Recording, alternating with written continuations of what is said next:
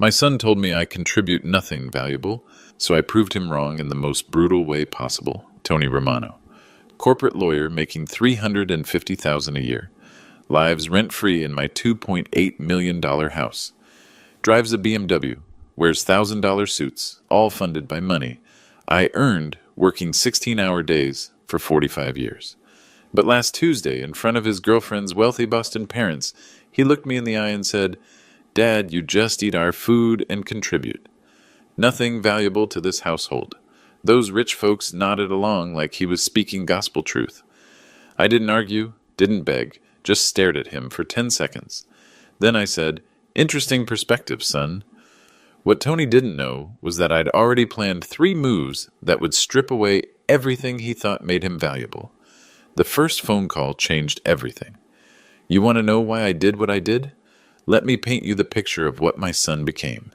Tony wasn't always like this. When he was little, he'd sit in my kitchen while I made Sunday gravy, asking me to tell him stories about the old country. He'd practice rolling gnocchi with his tiny hands, flour everywhere, laughing when I'd speak Italian to him. That kid died somewhere along the way to law school. The first sign was the name change. Not legally. He's still Antonio Giuseppe Romano on paper. But professionally, Tony Roman, clean, American, forgettable. It's easier for clients to pronounce Dad. Easier to hide, you mean? Then came the photo purge. Our family pictures. My parents' wedding in Naples, his baptism at Saints, Peter and Paul, holiday dinners with cousins, all disappeared from the living room, replaced with generic art from West Elm. 47 years of family history erased. The house needs to look more contemporary for when Bethany's colleagues visit. Bethany, his girlfriend of 2 years. Old money, Boston family. Trust fund baby who thinks marinara sauce comes from a jar that costs $12 at Whole Foods. But the worst part? The introductions. Last November, Tony threw a dinner party, invited 8 people from his law firm, Morrison, Whitfield, and Associates. Big shot corporate lawyers, just like him.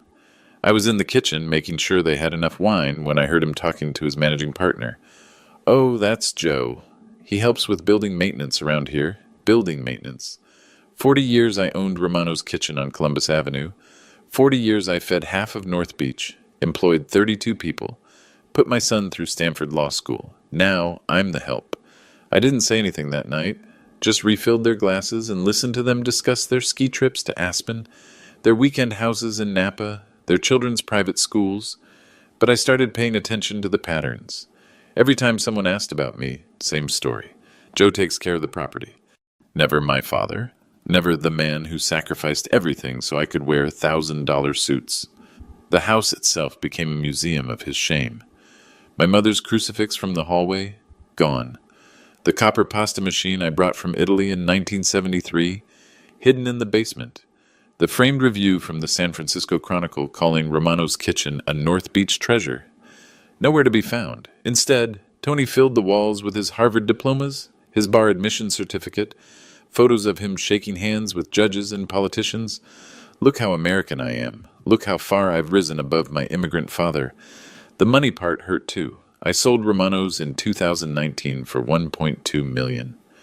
Retirement fund, I thought. Maybe travel a little, see my cousins back in Naples. Take it easy after 45 years of 16-hour days. But Tony had other plans. "Dad, you should invest that money in the house.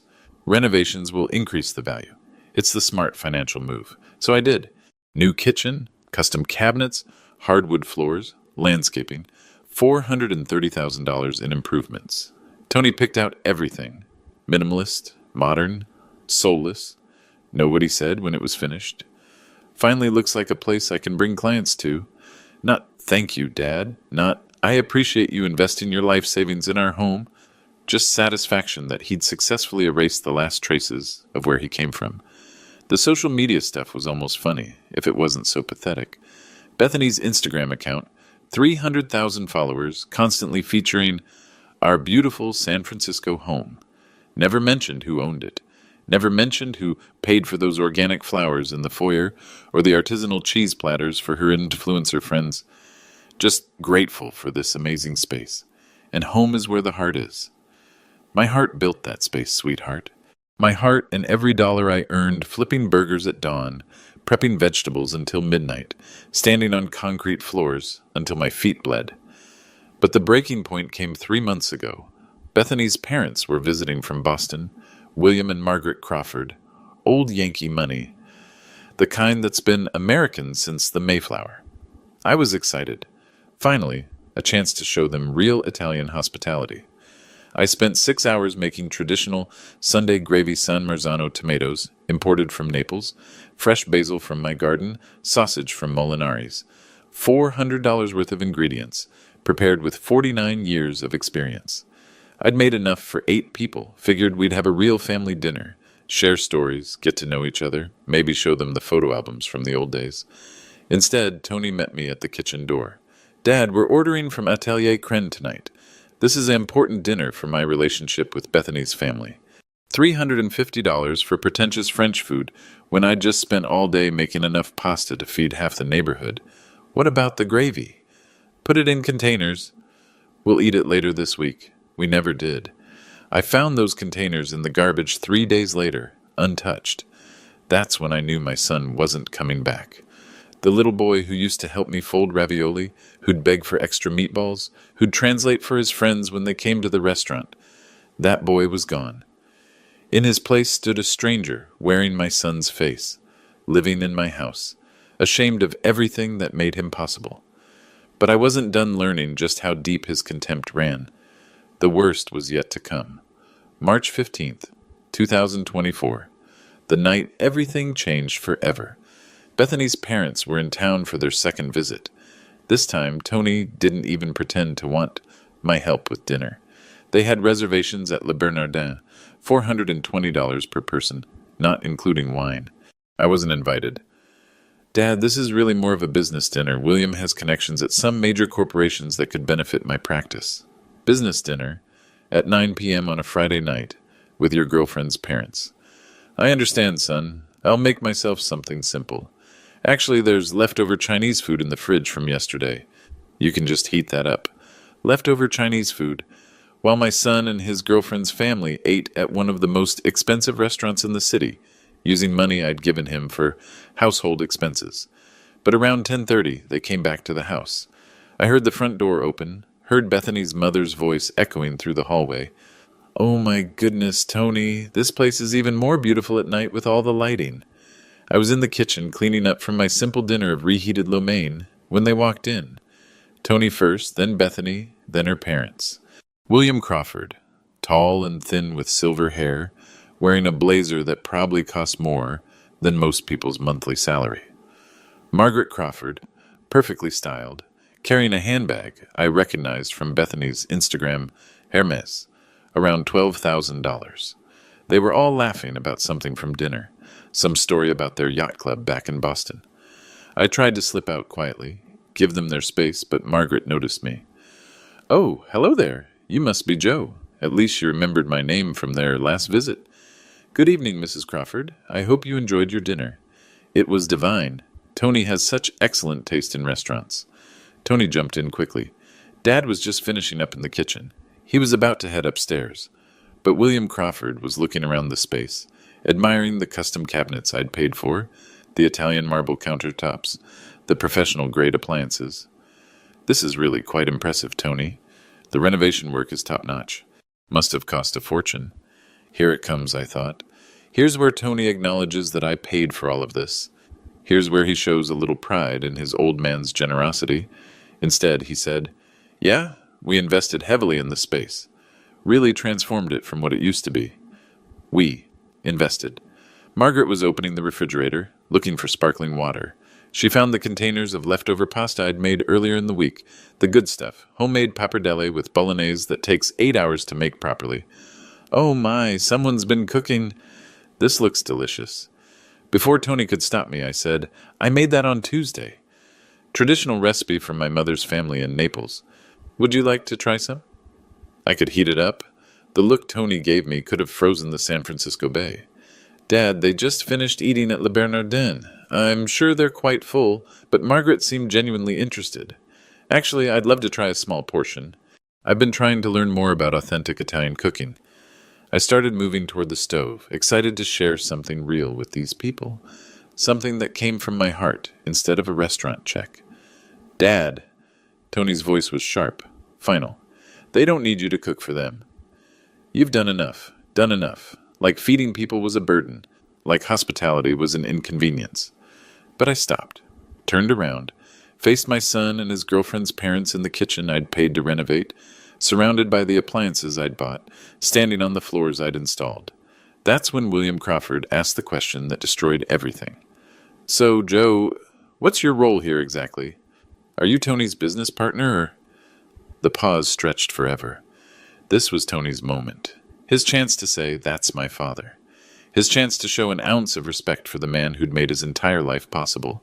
Instead, Tony looked his future father-in-law in the eye and said, Joe lives here, but honestly, he just eats our food and doesn't contribute anything valuable to the household. The silence that followed was deafening. Margaret Crawford's face went pale. William cleared his throat uncomfortably. Bethany stared at the floor. And me? I stood there for exactly 10 seconds, processing what I'd just heard.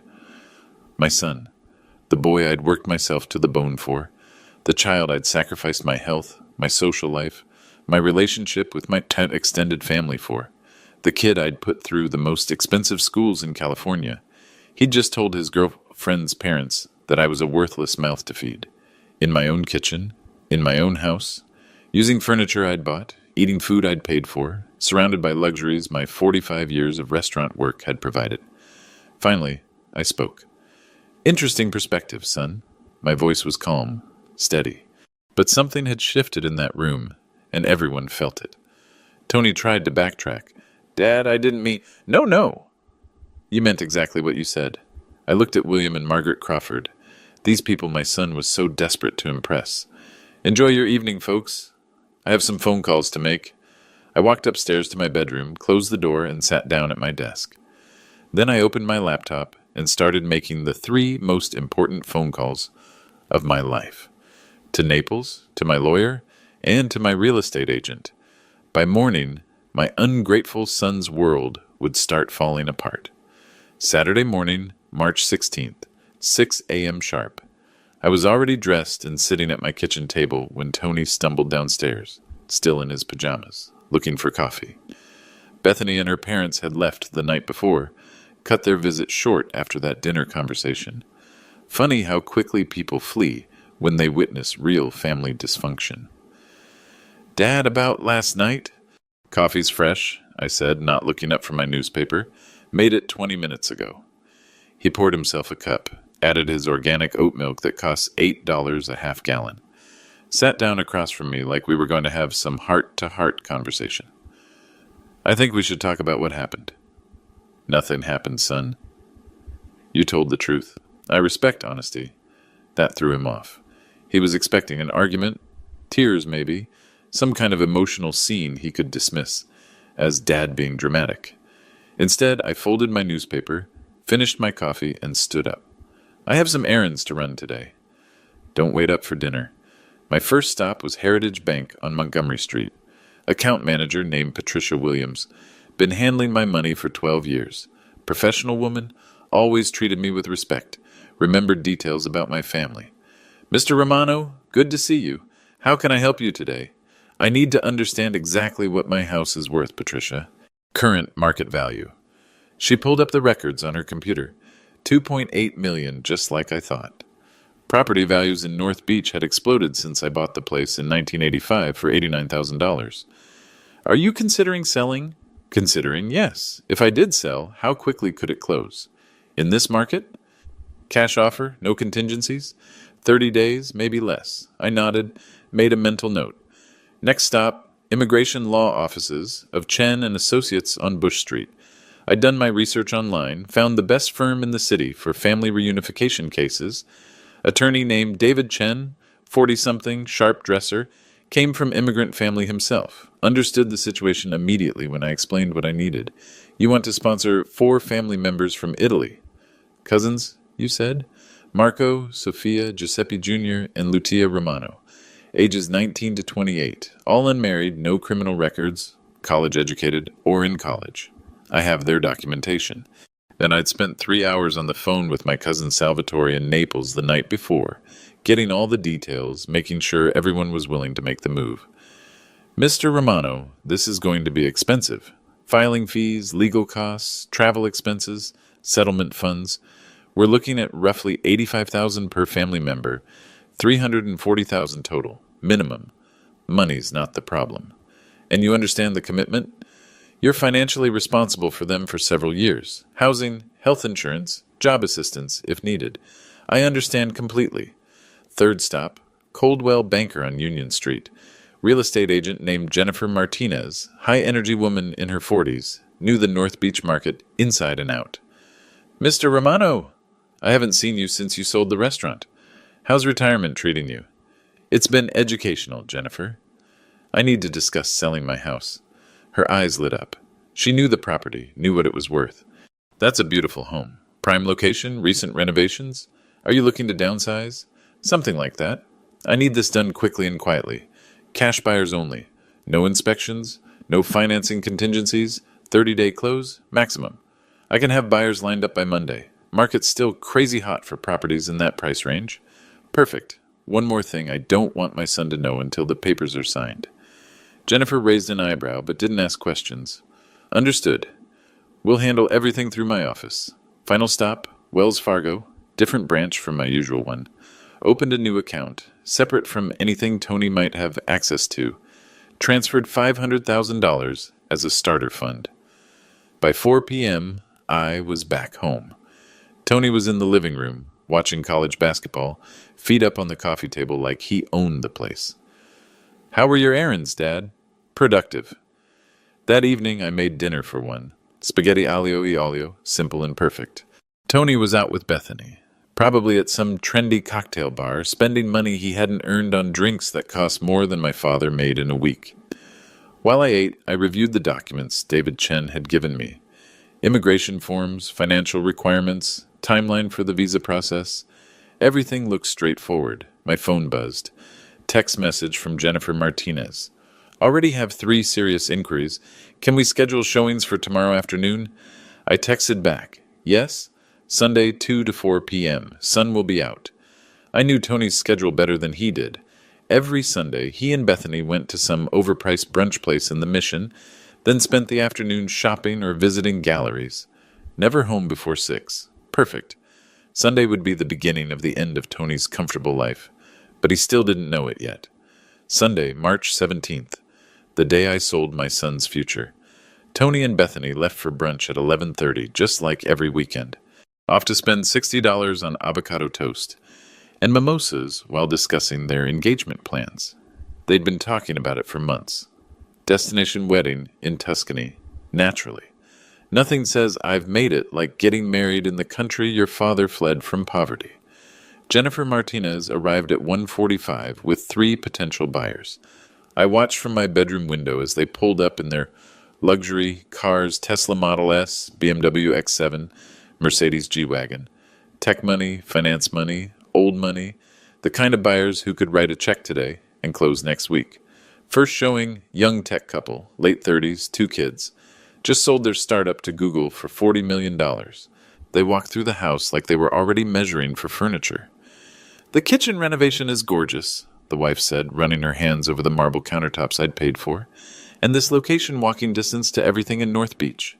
We could be in escrow by Tuesday, the husband told Jennifer. Second showing, investment banker from Goldman Sachs, looking for something impressive to entertain clients.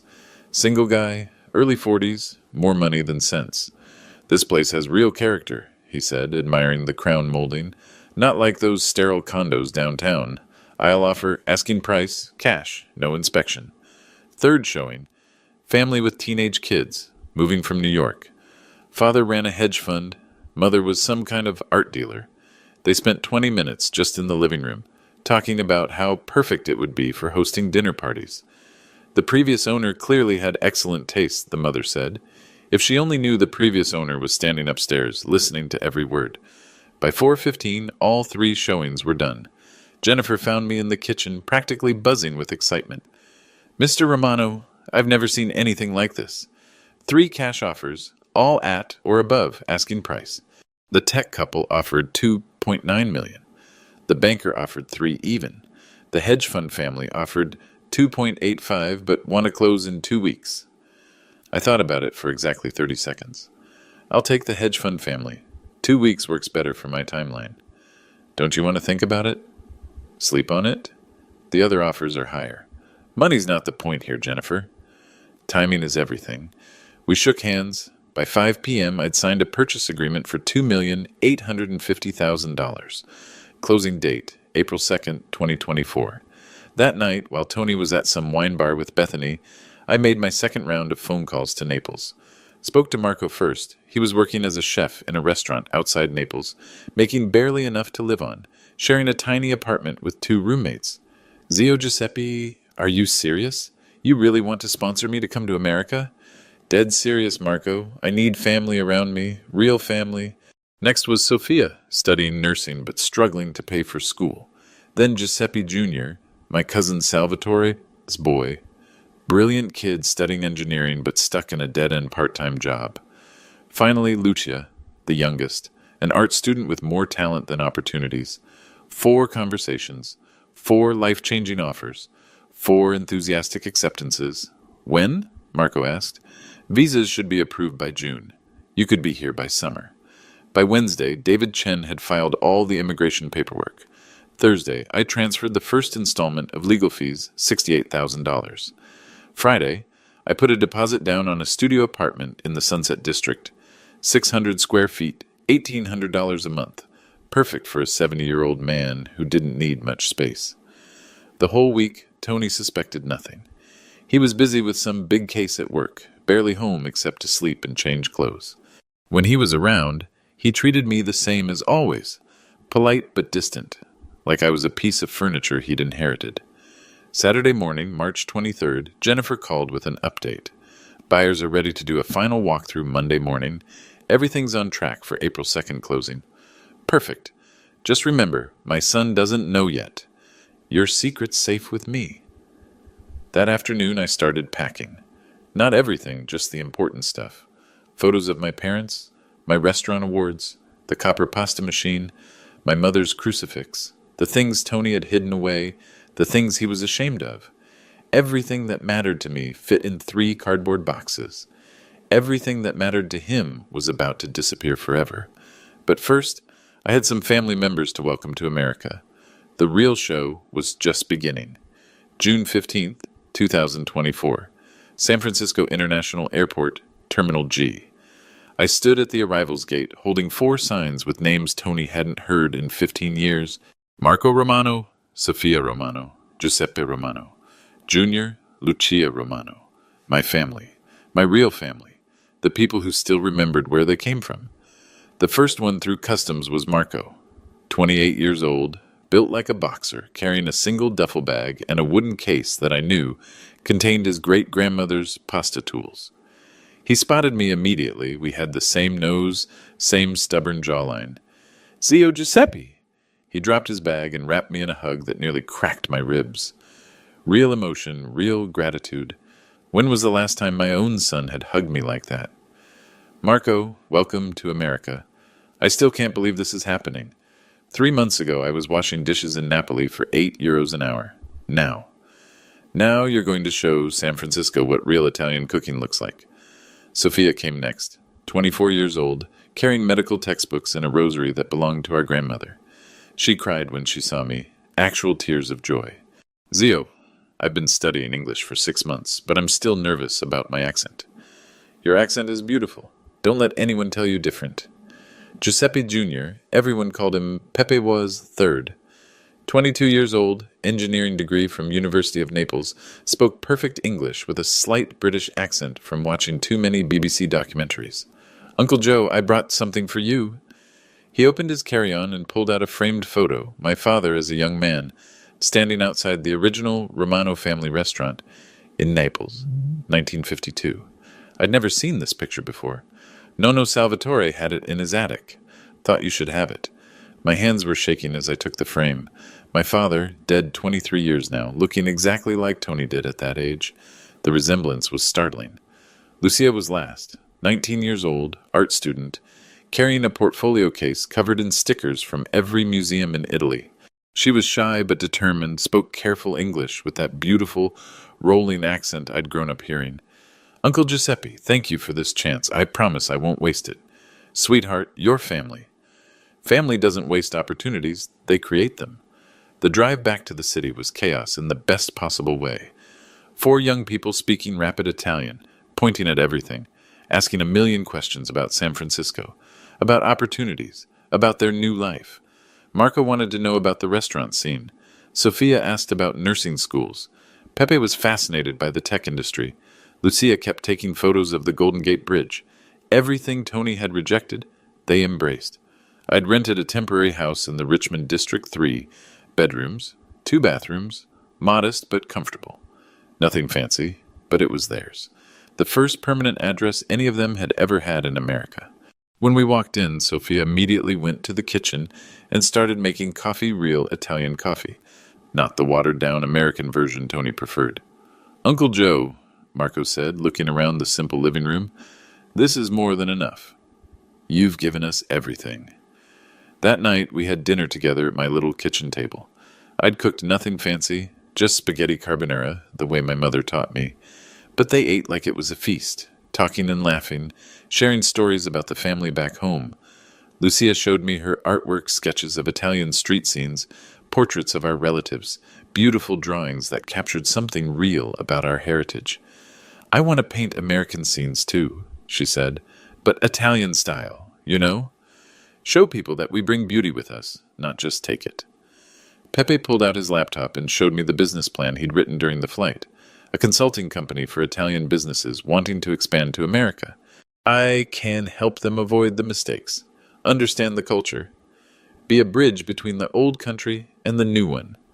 Sophia had already researched nursing programs at UCSF and SF State. I want to work in elderly care, take care of people like you, Uncle Joe, people who built something and deserve respect. Marco was the most ambitious. I want to open a restaurant. Not fine dining real food. The kind Nonna used to make. Food with soul. What would you call it? I asked. He smiled. Romano's, like you did. Carry on the name with pride. That's when I realized what I'd really done. I hadn't just brought 4 young people to America. I'd brought the Romano legacy back to life. Everything Tony had tried to erase, they wanted to celebrate. Everything he was ashamed of, they wore like a badge of honor. The next morning, I started the process of selling Tony's house. Because there was something he didn't know yet, something that would destroy his carefully constructed world completely. My new family was about to meet my old one, and only one of them was going to survive the encounter. August 3rd, 2024. The day Tony's world collapsed in front of 40 witnesses. Tony had been planning this engagement party for 3 months. Bethany's parents were flying in from Boston. His law partners were coming. The guest list read like a who's who of San Francisco society judges, politicians, tech executives, old money families. The perfect opportunity to show everyone how far he'd risen above his working-class roots. He'd hired caterers from Atelier Crenn, the same restaurant where he'd taken Bethany's parents that night in March. $12,000 for appetizers and champagne. Another $8,000 for flowers from the most exclusive florist in Pacific Heights. This is going to be the event of the season, Bethany told her Instagram followers. Can't wait to celebrate our love in our beautiful home. Our home. Still calling it that, even though she'd never paid a dime toward the mortgage. I stayed out of their way during the setup. Watched from my bedroom window as workers transformed my backyard into some kind of garden party fantasy. White tents, string lights, rented furniture that cost more per day than most people's weekly salary. Tony was in full control freak mode, directing every detail, making sure everything looked perfect for his big social debut as an engaged man. The bar goes there, not there. I want everyone to have a clear view of the garden when they walk in. Are you sure about these flowers? They need to photograph well for social media. Did someone move that table? Everything needs to be symmetrical. By 6 p.m., the first guests started arriving. I recognized most of them people who'd been to the house before, people who thought I was the hired help. William and Margaret Crawford pulled up in their rental Bentley, dressed like they were attending a state dinner. Tony rushed out to greet them, all smiles and perfect manners. William, Margaret, welcome back to San Francisco. You remember our home, of course. Our home. The house I'd bought with restaurant grease under my fingernails and arthritis in my hands from 40 years of standing on concrete floors. By 7:30, the party was in full swing. 43 people wandering around my backyard, drinking champagne that cost more per bottle than I used to make in a day, eating appetizers they couldn't pronounce. I could hear the conversations from my window. Tony introducing Bethany to his managing partner. Discussion of their wedding plans. Destination ceremony in Tuscany. Reception for 200 guests. Honeymoon on the Amalfi Coast. We're thinking September next year, Bethany was saying. Something intimate but elegant. Intimate. 200 guests. That's when I heard the sound that changed everything. A diesel engine rumbling up the street, air brakes hissing. The unmistakable sound of a moving truck stopping right in front of my house. I looked out the window and smiled. Perfect timing. The conversations in the backyard started to die down as people noticed the commotion out front. Through the side gate, I could see guests craning their necks, trying to figure out what was happening. Tony appeared at the front door, still holding his champagne glass, looking confused and annoyed. "Excuse me," he called to the moving crew. "There must be some mistake. We're not moving anywhere." The crew chief, a big guy named Rodriguez, checked his paperwork. "This is 1247 Stockton Street, right? We're here for the Romano job." "Yes, this is Romano, but—" "You, Tony Romano?" "Yes, but I don't understand." I didn't hire any movers. That's when I stepped onto the front porch. I did.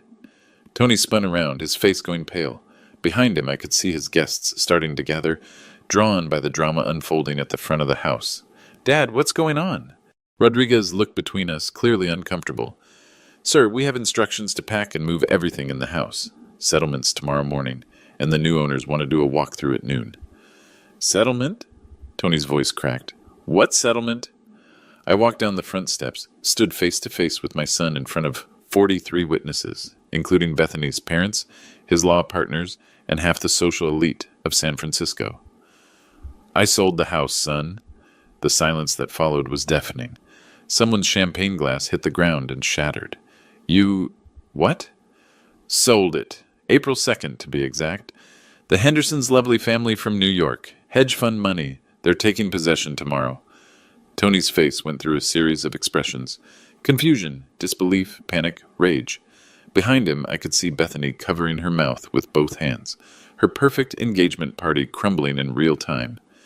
"Dad, this is impossible. You can't just sell the house without telling me. I live here." "You live here rent-free," I corrected. "Big difference." William Crawford stepped forward, looking like he'd swallowed something sour. "Giuseppe, surely there's been some misunderstanding. Tony and Bethany are engaged. They're planning their future." "Their future," I repeated. "Interesting." I looked around at all these people, these pillars of San Francisco society, these judges and lawyers and trust fund babies who'd been eating my food and drinking my wine for years while treating me like the help. "Tell me, Mr. Crawford, what future exactly? The one where my son continues to live off my generosity while telling people I contribute nothing valuable?" More silence. A few guests started to back away, sensing this was about to get much worse. "Dad, please, not here, not now." "When then, Tony?" "When would be a good time to discuss how you've spent the last 2 years treating me like hired help in my own house?" But I wasn't done. The real bombshell was still coming. "Ladies and gentlemen," I said, loud enough for everyone to hear. "Since you're all here, I'd like to introduce you to some people." Tony looked confused. "Dad, what are you talking about?" I walked to the side gate and opened it wide. "Marco, Sophia, Pepe, Lucia, come and meet my son's friends." 4 young people stepped into the backyard, and the entire party went silent. My Italian cousins, dressed nicely but simply, carrying themselves with the quiet dignity that comes from knowing exactly who you are and where you come from. Marco stepped forward first, extending his hand to Tony. "You must be Antonio. I'm Marco Romano, your cousin from Naples. Uncle Giuseppe has told us so much about you." Tony stared at the outstretched hand like it was a snake. What?" "These are your family members," I announced to the crowd. "The Romano cousins from Italy. I brought them here with the money from selling this house. Bethany grabbed Tony's arm. Tony, what is he talking about? Sophia stepped forward, her English careful but clear. Mr. Tony, your father, he is a saint. He sponsors us all to come to America. Give us new life. I could see the color draining from Tony's face as the implications hit him. Not only had I sold his house, but I'd used his inheritance to bring over people who represented everything he had tried to escape. Dad, we need to talk privately. No more private conversations, son. These people deserve to know who they've been socializing with. I turned to address the crowd directly. 43 people, including his boss, his girlfriend's parents, and half the legal establishment of San Francisco. You see, my son here has spent the last few years telling people I contribute nothing valuable, that I just eat his food and take up space. Interesting perspective from someone who's never paid rent, never contributed to groceries, never even said thank you. Margaret Crawford whispered something urgent to her husband. Several of Tony's law partners exchanged uncomfortable glances. But here's what Tony forgot to mention during his little character assassination. This house? I bought it in 1985 for $89,000. Every mortgage payment for 39 years came from my restaurant earnings. Every renovation, every improvement, every stick of furniture, my money. Pepe pulled out his phone, showing pictures. Uncle Giuseppe, he worked so hard, 16 hours every day for 40 years. We see the photos of his restaurant, all the awards, all the people he feed. That's right, I continued. Romano's Kitchen on Columbus Avenue. 45 years feeding the city. 32 employees. James Beard Award nomination in 2003. But Tony here was embarrassed by all that. Changed his professional name to Tony Roman, hid the family photos, told people I was building maintenance. A murmur went through the crowd. Now, some of these people probably remembered Romano's Kitchen, probably ate there back in the day. So when he looked me in the eye 5 months ago and said I contribute nothing valuable, I decided to show him what valuable really means. Lucia stepped forward, carrying her portfolio case. Uncle Giuseppe, he bring us here, give us everything. American dream, just like that. We will never forget. $2,850,000, I announced. That's what the house sold for. Every penny went to bringing my real family to America. Legal fees, immigration costs, travel expenses, settlement funds, housing, education, business, startup money. Tony finally found his voice. Dad, you can't be serious. That was my inheritance. My future. Your future? I laughed. Son, you threw away your future the moment you decided to be ashamed of the man who gave you everything. William Crawford stepped forward, his face red. Giuseppe, this is highly irregular. Tony had reasonable expectations regarding the family home.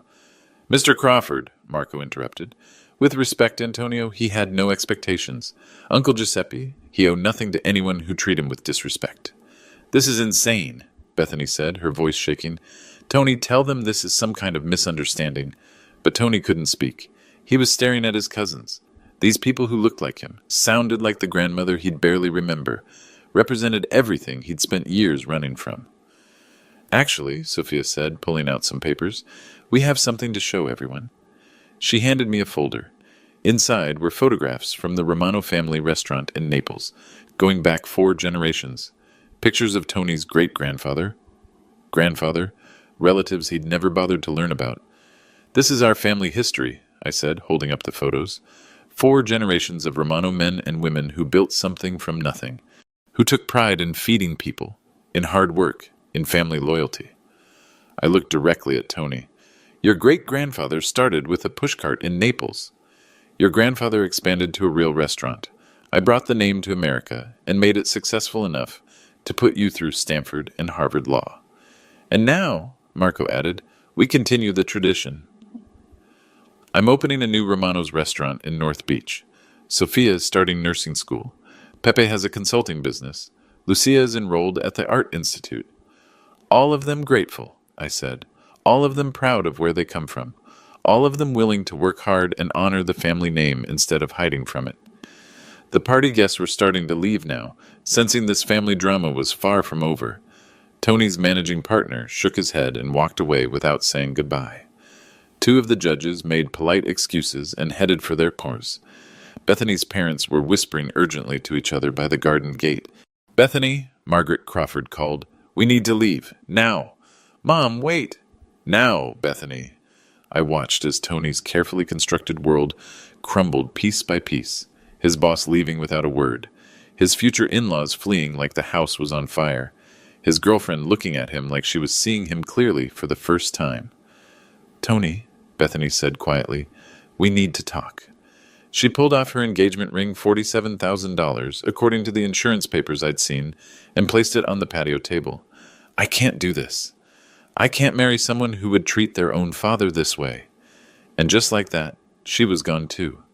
Tony stood alone in his expensive suit, surrounded by the ruins of his engagement party, facing 4 Italian cousins who embodied everything he'd tried to escape. Congratulations, son, I said. You got exactly what you wanted. Freedom from your embarrassing immigrant family. Now you're free from everything else, too. The moving truck finished loading at 11:30 that night. Tony stood in the empty living room, staring at the walls where our family photos used to hang before he took them down. The house echoed now, no furniture, no belongings, nothing left of the life he'd built on my foundation. Where am I supposed to go? He asked. That's not my problem anymore, son. Rodriguez, the crew chief, handed me the final paperwork. Everything's loaded, Mr. Romano. We'll deliver to your new place in the Richmond tomorrow morning. Thank you, Rodriguez. There's a bonus in there for working so late. As the truck pulled away, Tony's phone started buzzing. Text messages, missed Powell's social media notifications. Word travels fast in San Francisco's legal circles, especially when it involves public humiliation. I could see him reading the messages, his face getting paler with each one. Dad, my phone is blowing up. Someone posted video from tonight on Instagram. Bethany's friends were filming the whole thing. Of course they were. Rich kids document everything, especially drama. How many views? He checked. 47,000 and climbing. Someone tagged it #engagement party meltdown and #Italian justice. The irony was perfect. Tony had spent years crafting his image on social media, carefully curating his success story. Now the internet was destroying that image in real time. My cousins had gone back to their temporary housing in the Richmond, but not before each of them shook Tony's hand goodbye. Professional courtesy, the kind of grace he'd never shown me. Antonio, Marco had said, if you ever want to learn about your family, about where you really come from, you call me, okay? Tony just nodded, unable to speak. By midnight, we were alone in the empty house. Tony sitting on the floor where his expensive couch used to be, me standing by the window, watching the new owner's moving truck pull up outside. The Hendersons are eager to get settled, I said. Nice family. 3 kids, 2 dogs. The kind of people who'll actually live here instead of treating it like a museum. Dad, please. There has to be some way to fix this. Fix what exactly? Everything. The house, Bethany, my job situation. Your job situation? He showed me his phone. 3 missed calls from his managing partner, Harold Morrison. 2 emails marked urgent. Morrison wants to see me first thing Monday morning. This kind of publicity. It doesn't look good for the firm. Morrison, Whitfield, and Associates. One of the most conservative law firms in the city. They prided themselves on discretion, respectability, old-fashioned values.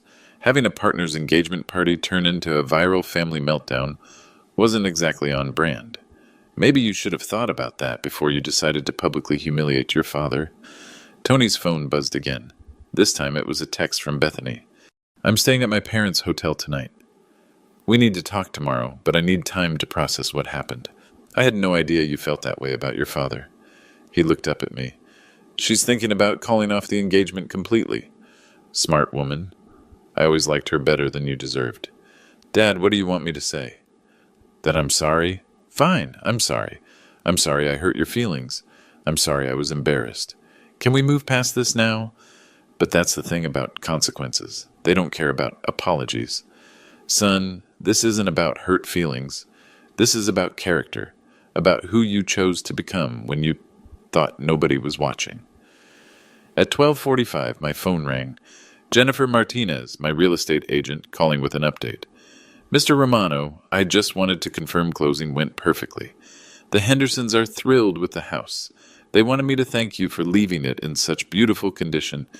My pleasure, Jennifer. Also, there's been some interest in your story. A reporter from the Chronicle wants to interview you about the family reunification angle.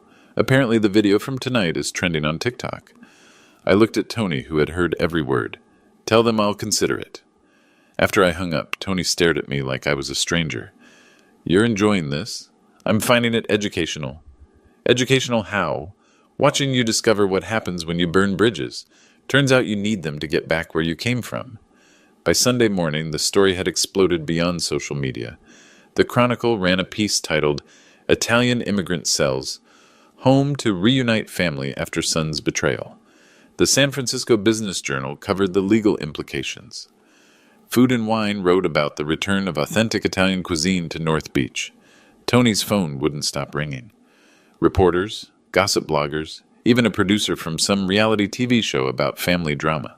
But the call that changed everything came at 2 p.m. Harold Morrison, senior partner at Tony's firm. Tony, we need to talk. My office, Monday, 8 a.m. sharp. After he hung up, Tony looked at me with something I'd never seen before in his eyes. Genuine fear. I think I'm about to lose my job. Probably. Dad, I'm 33 years old. I've got law school loans, credit card debt, a car payment. Without this job, you'll figure it out.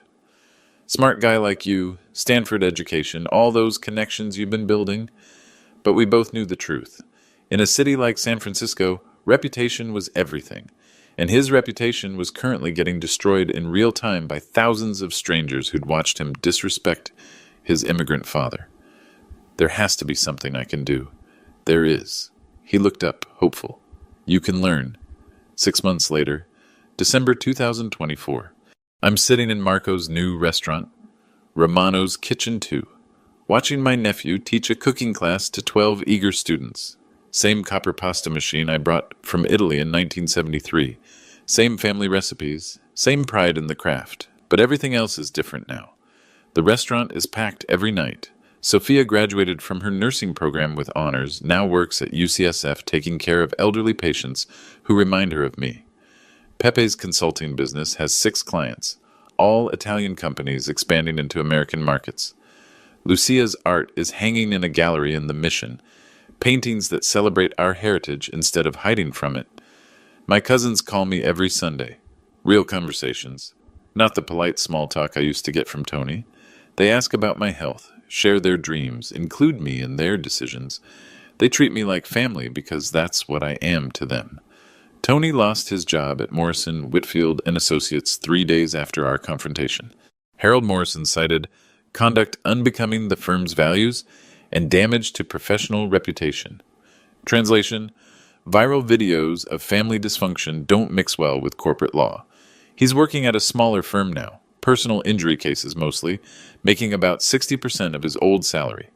Bethany broke off their engagement permanently after her parents threatened to cut her off if she married that awful man who treats his father like garbage. She's dating a tech executive now. Posted the announcement on Instagram with the caption, "Finally found someone who shares my values." Tony tried to reconcile last month. Showed up at Marco's restaurant during dinner service. Asked if we could talk. He looked different. Humbler, maybe. Older. The kind of tired that comes from learning hard lessons. Dad, I understand what you were trying to teach me. Do you?